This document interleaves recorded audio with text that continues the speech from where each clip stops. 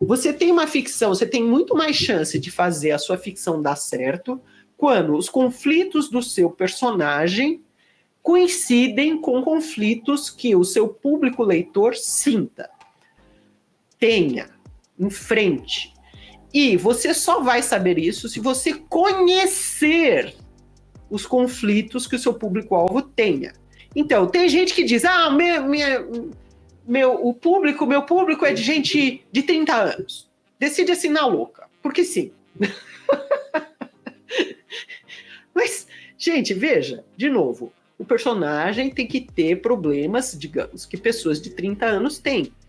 Você, para decidir, para fazer isso, você precisa conhecer pessoas de 30 anos. Então, se você não tem 30 anos, você precisa estar em contato com pessoas de 30 anos, contato constante, contato profundo, para entender como é a cabeça de quem tem 30 anos agora.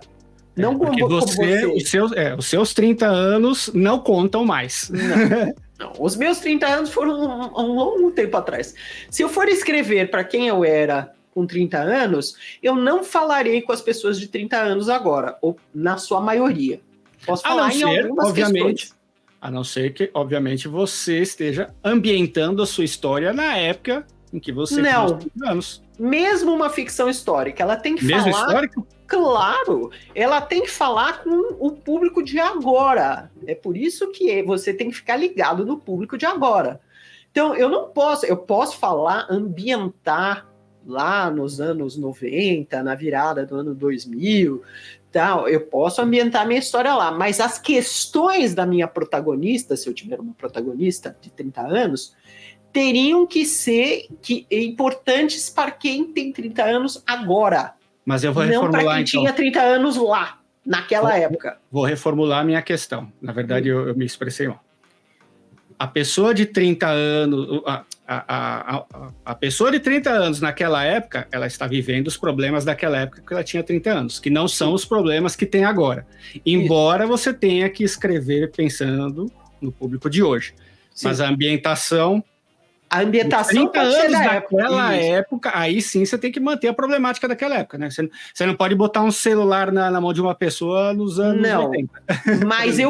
Mas eu tenho que me preocupar com as sensibilidades de agora, com as preocupações de agora. Por exemplo, as pessoas de 30 anos agora têm muito mais problema de ansiedade e muito mais problema de depressão. Isso não eram questões presentes. Sim. Existia. É a história do celular, botar um celular numa história dos anos 80. Existia, mas não eram questões presentes.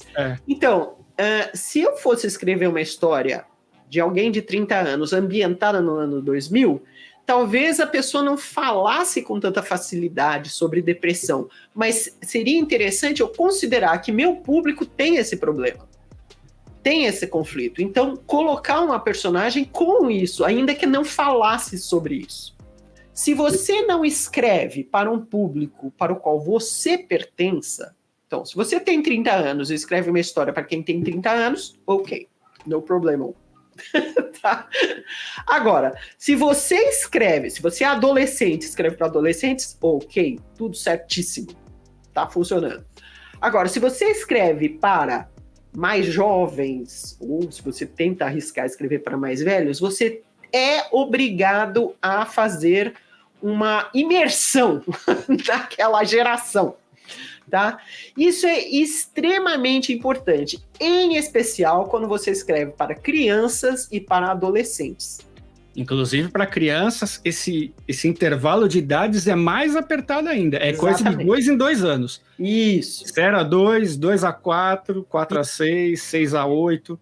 E 8 a 10. Você não pode escrever da sua cabeça, eu acho que as crianças são assim. Não. Você tem que ou ter filho daquela idade, ou ser professor para crianças daquela idade, ou ser, sei lá, organizador de eventos para crianças daquela idade, ou. Quer dizer, você tem que ter um contato profundo, diário, com crianças da idade que você quer de alvo, para você saber o que é que elas pensam, querem, quais são os conflitos interessantes para essas crianças. Porque a história que você contar vai ter que ser interessante para a criança dessa idade. Então, aquilo que você acha interessante, a criança pode achar que não. No caso de crianças, tem ainda uma questão extra, que é também uma questão que você tem que considerar para as outras idades, que é o nível de conhecimento. No caso das crianças, é óbvio que uma criança de 5 anos tem uma capacidade de leitura muito reduzida e uma capacidade de compreensão de conceitos abstratos reduzidíssima. Essa é uma criança que só consegue entender coisas concretas por causa da idade, né? É normal isso. Então, você tem que ter consciência disso. Nas outras idades, quando as pessoas já estão adultas, você tem que ter consciência de qual é o nível de conhecimento do seu público-alvo, para você usar uma linguagem adequada. Então, não só o seu personagem tem que ter conflitos que aquele público entenda, como a linguagem que você usa para explicar o que está acontecendo tem que ser adequada para a compreensão do público. Isso quer dizer, se você está falando, por exemplo, com um público juvenil, você tem que usar palavras que esse público juvenil entenda. Você não pode usar um vocabulário de pessoas de 50 anos, porque o público juvenil não vai entender. E não vai se dar o trabalho de procurar no Google para saber o que significa. Vai mandar você passear, não vai ler a sua história. Porque você está usando palavras que não são um vocabulário que esse pessoal entenda. Diga-se. Obrigado, Clene Salles, pelo super sticker. Muito obrigado. Obrigada, querida. Eu quero fazer mais um adendo aqui na questão dos livros infantis. Sim. Que uma outra regrinha.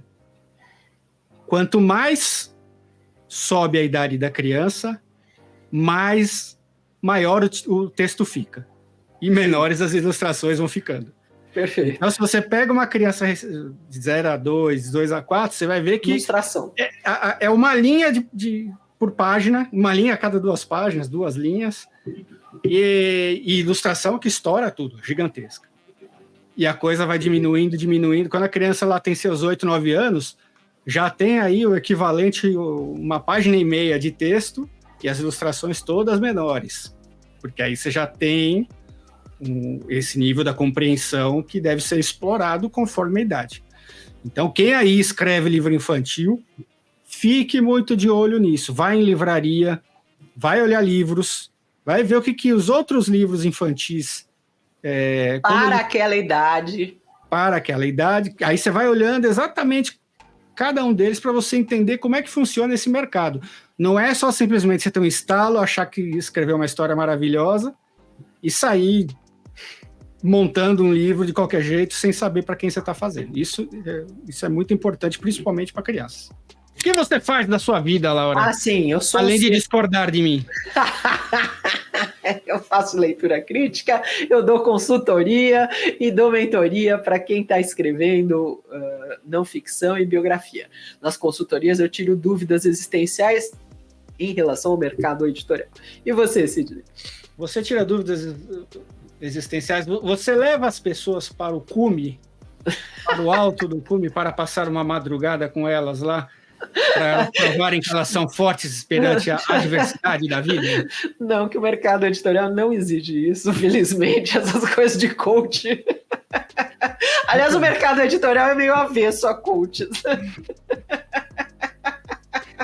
Muito bem. Editores detestam ir para a montanha. Nenhum deles gosta, né? Não.